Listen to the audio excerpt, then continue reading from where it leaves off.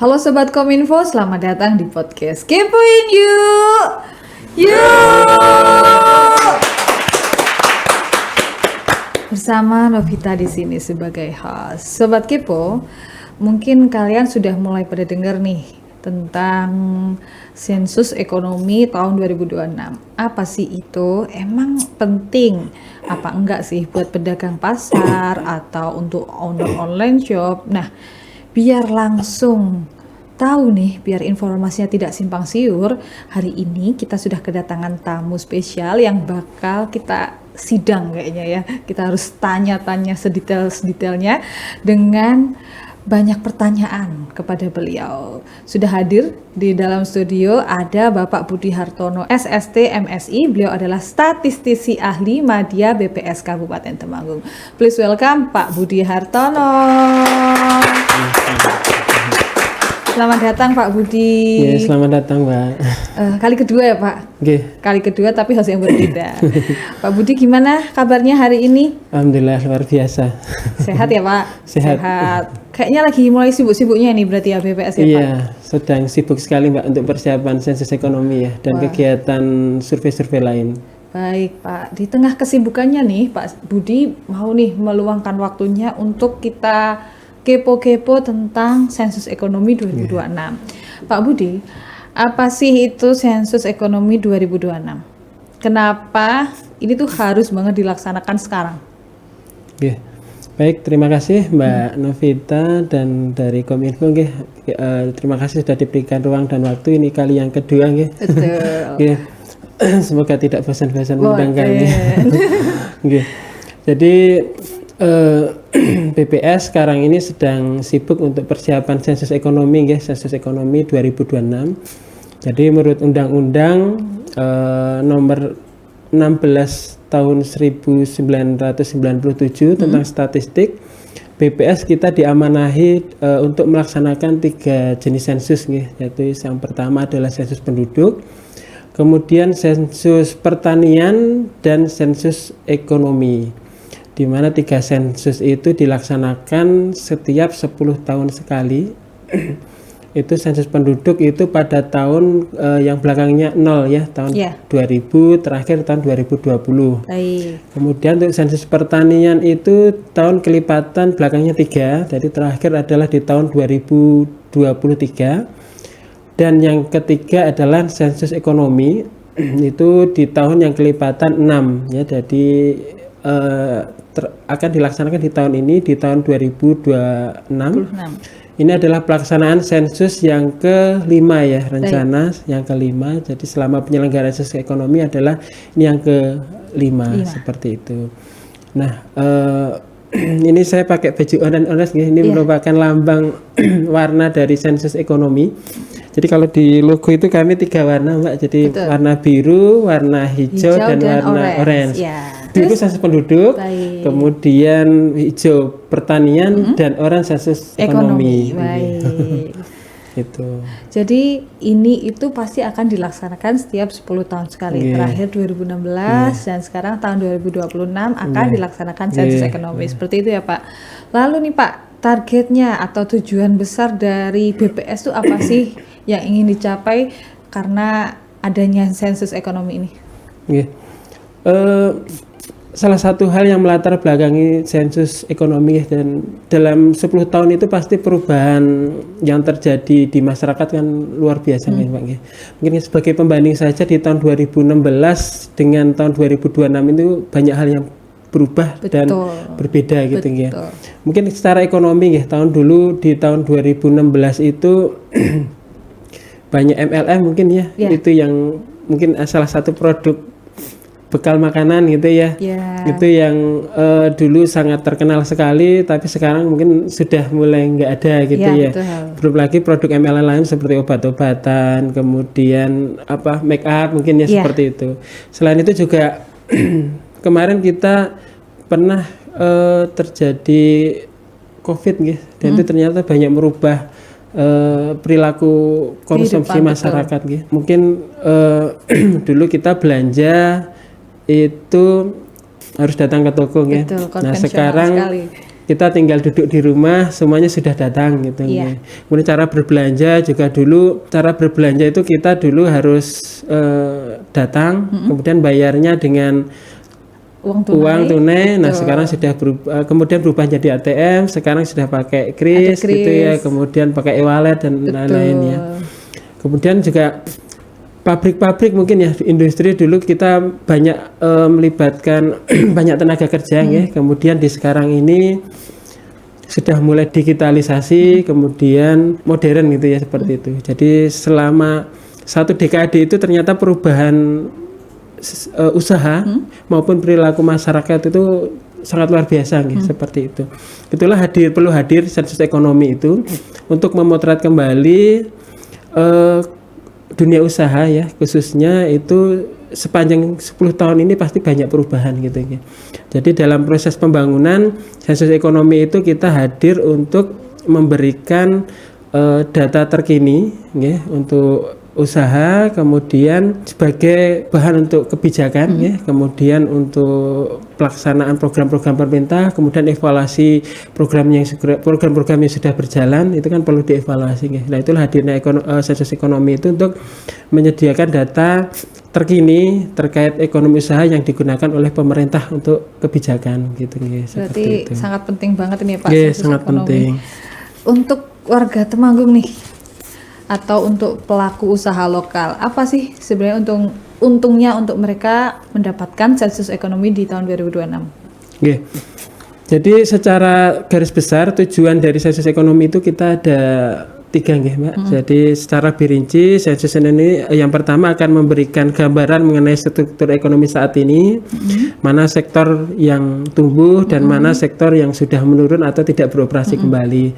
Kemudian dari sini nanti kita akan bisa melihat usaha menurut kewilayahan, kemudian menurut lapangan usahanya, apakah besar, kecil, skala usahanya, menengah dan seperti itu. Kemudian menurut lapangan usaha dan sebagainya macam. Kemudian tujuannya kedua itu adalah untuk memberikan informasi tentang karakteristik usaha.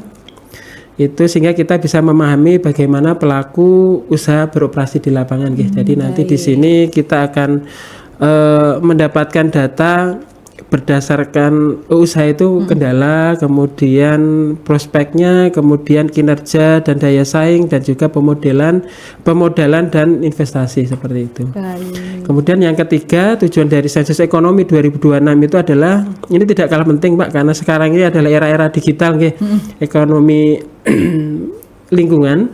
Jadi kita akan menangkap perkembangan ekonomi digital dan ekonomi lingkungan yang saat ini menjadi tren utama dalam perekonomian global seperti itu, sehingga manfaat yang akan diterima oleh masyarakat dalam berbagai macam kalangan. Yang pertama dari pemerintah sendiri tentu akan mendapatkan data segar terkait perekonomian yang nanti akan digunakan untuk perumusan kebijakan, kemudian untuk evaluasi terhadap program-program yang sudah dilaksanakan apakah sudah sesuai atau belum begitu ya. Kemudian untuk sektor usaha, tentu dengan adanya data yang berbasis kewilayahan tadi kemudian data sensus ekonomi kan nanti bisa digunakan sebagai rujukan untuk para pengusaha itu untuk mengatur strategi bisnis, kemudian untuk investasi, kemudian ekspansi usaha Nanti data sensus ekonomi ini kan berbasis wilayah, kemudian jadi bisa digunakan oleh para pengusaha untuk pengambilan kebijakan mereka untuk ekspansi bisnis dan pengembangan bisnis seperti itu, strategi bisnis seperti apa. Kemudian bagi akademisi kamu dengan adanya data baru ini tentu bisa menjadi sumber penelitian Jadi data itu kan penting sekali. Jadi nanti dengan adanya data sensus ekonomi bisa digunakan untuk bahan penelitian seperti itu. Kemudian bagi masyarakat nih yang paling penting Kemudian masyarakat ini kan objek pembangunan Jadi objek pembangunan. Jadi data ini nanti digunakan untuk kebijakan untuk perumusan kebijakan pemerintah. Tentunya ketika kebijakan itu dilandasi dengan data yang akurat, yang terkini, tentunya nanti akan berimbas kepada masyarakat sendiri gitu Jadi dengan data sensus ekonomi akan menciptakan ekonomi yang lebih adil, lebih maju bagi masyarakat gitu nggih, seperti itu nggih. Kompleks sekali Nggih, ya. sangat kompleks. Manfaatnya bisa diterima baik untuk pemerintah maupun juga untuk warga Kabupaten Temanggung juga ya Pak. Terkait dengan waktu nih agar Sobat Kepo bersiap nih. Kira-kira kapan sih Pak tepatnya pelaksanaan sensus ekonomi 2026 ini akan dimulai? Oke. Jadi untuk sensus ekonomi 2026 ini untuk jadwal secara umum itu di 1 Mei sampai 31 Agustus. Ya, baik. Waktunya panjang. Dengan pembagian di 1 Mei sampai dengan Juni itu kita akan pengisian kuesioner secara online. Jadi nanti kita akan mengirimkan email kepada perusahaan-perusahaan sehingga nanti perusahaan bisa melakukan pengisian mandiri terhadap kuesioner atau isian sensus ekonomi ini, Mbak. Gitu. Jadi tidak jadi untuk lebih memudahkan, jadi nanti perusahaan bisa mengisi langsung secara mandiri. Kemudian di rentang waktu ini kita dari BPS juga akan melaksanakan pendampingan. Jadi mungkin dari perusahaan ada yang atau asosiasi usaha itu yang kira-kira mengalami kendala atau kebingungan, kita akan menyediakan fasilitas ngisi bareng. Jadi BPS kita akan hadir pada asosiasi, pada perusahaan atau lokus-lokus usaha. Kita akan mendampingi untuk ngisi bareng seperti itu. Jadi intinya pengisian mandiri dengan pendampingan atau mandiri. Kemudian untuk tanggal 16 Juni sampai dengan 31 Agustus itu nanti adalah pendataan door to door ya, dari rumah ke rumah, dari rumah ke rumah. Jadi nanti kita menerjunkan petugas itu nanti mendatangi rumah ke rumah, lokasi-lokasi usaha seperti itu. Itu nanti pelaksanaannya tanggal 16 Juni sampai 31 Agustus 2026. Jadi untuk warga Temanggung silahkan bersiap mulai tanggal 16 Juni sampai 31 Agustus pasti akan ada yang duduk lawang gitu ya Pak. Lalu nih siapa aja yang akan didatangi? Apakah hanya UMKM atau yang seperti apa? Jadi yang akan didatangi atau menjadi sasaran untuk sensus ekonomi ini adalah semua usaha yang pasti semua usaha, semua sektor nanti akan dilakukan kunjungan untuk pendataan gitu. Kemudian kita juga akan mengunjungi rumah ke rumah ya, Pak. Jadi semuanya akan didatangi seperti ini. Tapi untuk usaha semua subsektor dari pertanian, kemudian perdagangan, akomodasi, rumah makan, termasuk di dalamnya adalah usaha online ya. Kemudian jasa apakah masuk? Jasa juga masuk, semuanya akan dilakukan pendataan seperti itu. Jadi sekarang kan banyak usaha yang tampak tidak kelihatan dari luar ternyata bisnisnya ini sudah merajalela. Iya, betul. Itu sekarang itu nanti kita akan melakukan ke rumah-rumah ya seperti itu. Nah, kalau di era sekarang ini kan lagi ngetren nih jualan lewat media sosial atau lewat marketplace ya Pak. Nah, apakah online shop ini juga akan masuk dalam pendataannya? Lalu mekanismenya seperti apa? Jadi sama Mbak. Jadi nanti sensus ekonomi ini salah satu tujuannya tadi yang saya sampaikan adalah bisa menangkap usaha-usaha digital kreatif. Jadi termasuk di dalamnya adalah usaha online usaha online, kemudian mungkin termasuk konten kreator ya semuanya. Baik, konten kreator juga. Iya, termasuk semuanya akan semuanya usaha ekonomi yang sifatnya menghasilkan produksi gitu. Kita lakukan pendataan, nanti mekanismenya door to door jadi kita akan datangi rumah ke rumah atau mungkin establishment dari usaha ke tempat usaha seperti itu.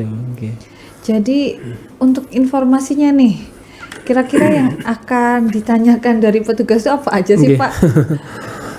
Baik, sensus ekonomi kali ini bisa dibilang sensus dengan informasi sangat lengkap ya Pak dibanding sebelumnya. Kalau mungkin sebelumnya itu kita hanya pada sektor usaha saja yang kita tanyakan. Tapi untuk saat ini untuk sensus ini cukup lengkap termasuk data sosial ekonomi penduduk ya. Jadi kita tanyakan. Jadi secara garis besar itu ada 4 bab yang akan kita tanya kita kumpulkan. Yang pertama ada kegiatan dan produk utama. Itu nanti di dalamnya ada status badan usaha, kemudian kegiatan utama dan sektor usaha ya, termasuk produk utama dan jaringan usaha. Itu nanti akan kita tanyakan di setiap usaha. Kemudian ada karakteristik usaha. Itu ada jumlah tenaga kerja, kemudian penggunaan internet, aktivitas lingkungan, kegiatan ekonomi kreatif, kepemilikan sertifikat halal ya, kemudian izin BPOM, kemudian program MBG, kemudian keterlibatan dengan koperasi desa atau kelurahan. Kemudian data ekonomi lain itu ada nilai pengeluaran perusahaan di tahun 2025, kemudian pendapatan dan juga aset perusahaan akan kita tanyakan. Kemudian untuk data sosial ekonomi itu ada keterangan perumahan, kepemilikan aset dan anggota keluarga. Jadi cukup lengkap. Cukup detail ya Pak. Ya, jadi mungkin nanti masyarakat bisa ini tadi ada listnya seperti itu, mulai siap-siap. Oh ternyata ini yang akan ditanyakan oleh petugas. Jadi mulai sekarang bisa merancang-rancang atau mulai mencatat gitu. Kira-kira nanti yang mau dijawab apa gitu ya Pak. Jadi mulai disiapkan dari sekarang. Karena mungkin kayaknya ada banyak ya ini kayaknya pertanyaannya. Lumayan banyak Mbak. Lumayan jadi banyak. Karena sudah ada bocoran nih, jadi bisa sambil diangan-angan dulu nih kira-kira mau jawab apa. Nah, banyak nih Pak warga yang pasti akan takut kalau datanya akan disalahgunakan ya. Jadi bagaimana sih BPS untuk menjamin kerahasiaan data usaha dari masing-masing respondennya?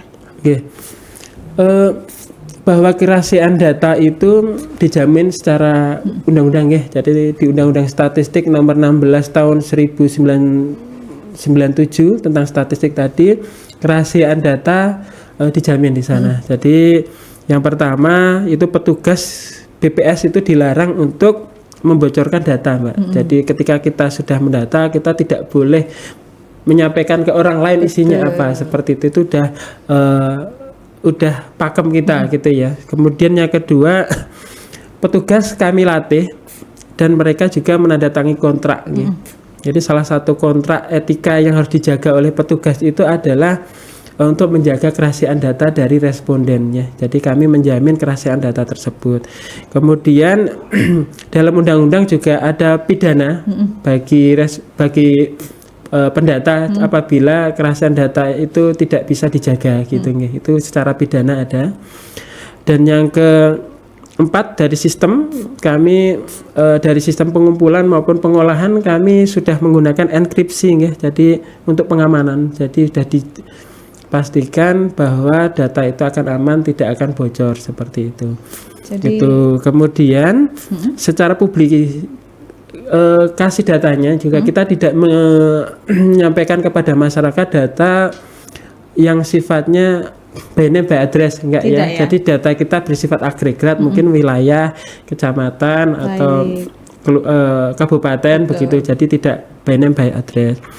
Oleh karena itu dan datanya juga hanya digunakan untuk kepentingan statistik, Mbak. Kebijakan, jadi bukan untuk pajak, bukan juga untuk pribadi gitu ya, seperti itu. Jadi mungkin bagi masyarakat tidak perlu was-was takut didata karena datanya takut bocor gitu ya. Kemudian mungkin datanya juga sepenuh hati dikasihkan, oh ini takut nanti diketahui orang gitu ya. Jadi tidak perlu takut karena kita menjamin kerahasiaan data kan? Seperti itu. Jadi pasti akan aman, jangan takut kalau nanti ada yang datang ke rumah ya Pak. Tadi kan di awal juga sudah disampaikan kalau nanti akan door to door datang ke rumah untuk menanyakan terkait sensus ekonomi nih Pak, petugas-petugas dari BPS nih. Kira-kira nih ada berapa sih Pak petugas yang akan terjun ke lapangan, karena mengingat Kabupaten Temanggung ini memiliki kecamatan yang sangat banyak. Dan yang penting gimana sih cara masyarakat mengenali apakah ini beneran petugas BPS atau mungkin ada yang takut ini beneran atau bohongan ya orangnya, betulkah ini orang BPS apa enggak. Nah, gimana cara kita membedakannya? Jadi untuk sensus ekonomi 2026 ini kita melibatkan mitra statistik jadi itu bukan organik BPS, itu sebanyak kurang lebih 925 mitra ya. Itu yang dari sekitar 810 untuk pendata door to door ya. 110 sebagai pemeriksa pendata door to door tadi, kemudian 4 untuk pendata usaha besar, dan 1 untuk pemeriksa untuk usaha besar tadi. Jadi kurang lebih 925. Untuk petugas ini kita dari mitra, jadi dari masyarakat. Ya. Jadi unsurnya dari masyarakat umum, kemudian dari mahasiswa. Mitra mahasiswa. Jadi kita melibatkan masyarakat untuk terlibat dalam pendataan gitu. Itu kemudian nanti kita melakukan open recruitment juga secara terbuka, Mbak. Betul. Jadi kita bukan titipan, bukan apa gitu ya. Jadi petugasnya kemarin sudah kita infokan di dalam media sosial kami. Secara terbuka silakan yang terlibat dalam pendaftaran begitu. Kemudian mereka kita latih semuanya. Jadi mereka akan memiliki konsep yang sama, SOP yang sama untuk ke lapangan, Kemudian selanjutnya mereka dibekali nanti dalam pendataan mereka punya ciri khusus Yang pertama, mereka dibekali surat tugas semuanya, pasti resmi Kemudian nanti akan berikan name tag juga. Mungkin name tagnya rencananya akan barcode Jadi ketika di-scan itu langsung muncul surat tugas dan data ini. Kemudian kami usahakan petugas di Temanggung nanti menggunakan rompi warna oranye, diusahakan seperti itu. Jadi masyarakat bisa secara kasat mata mengenali petugas sensus ekonomi 2026 gitu Kemudian mungkin nanti kalau masyarakat ragu-ragu gitu itu silahkan ditanya dulu surat tugasnya gitu, tidak apa-apa boleh. Jadi biar tidak tidak ragu atau takut gitu soal keamanan Kemudian dari BPS Temanggung kita juga ada layanan pengaduan Jadi kalau misalkan warga takut ini benar atau enggak gitu petugasnya itu bisa melakukan pengaduan secara resmi di kami seperti itu. Terakhir nih Pak, apa yang harus dilakukan para pelaku usaha yang ada di Kabupaten Temanggung supaya sensus ekonomi 2026 ini sukses dan lancar? Jadi yang pertama tadi sudah saya data-data yang akan dikumpulkan Jadi mulai sekarang bisa melakukan pencatatan, bisa melakukan secara detail pengeluaran usahanya berapa, kemudian jumlah usahanya berapa, kemudian tenaga kerjanya berapa, mungkin disiapkan dari sekarang. Kemudian yang paling penting adalah terima petugas kami nanti dengan jujur, dengan hangat, jawab dengan jujur, dengan lengkap, dengan akurat setiap yang ditanyakan oleh petugas. Itu yang paling penting.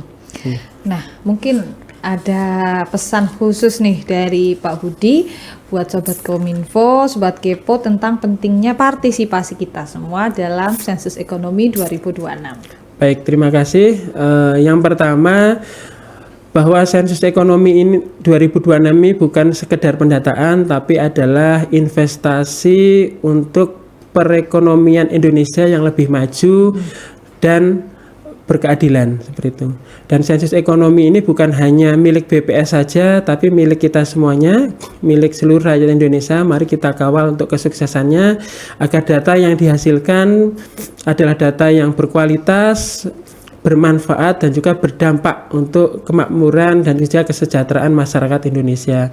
Yang terakhir, terima kedatangan petugas sensus ekonomi 2026 di Temanggung dengan hangat, jawab dengan jujur, dengan akurat, dengan lengkap, dan apa adanya. Terima kasih.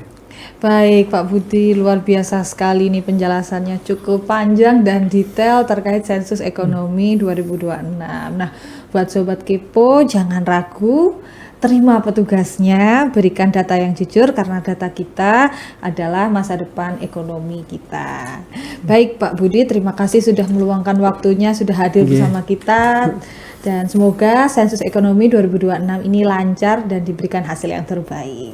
Terima kasih. Oke Sobat Kepo, saya Novita dan Pak Budi Hartono pamit, sampai ketemu di podcast kita selanjutnya. Tetap di podcast Kepoin yuk! Yuk!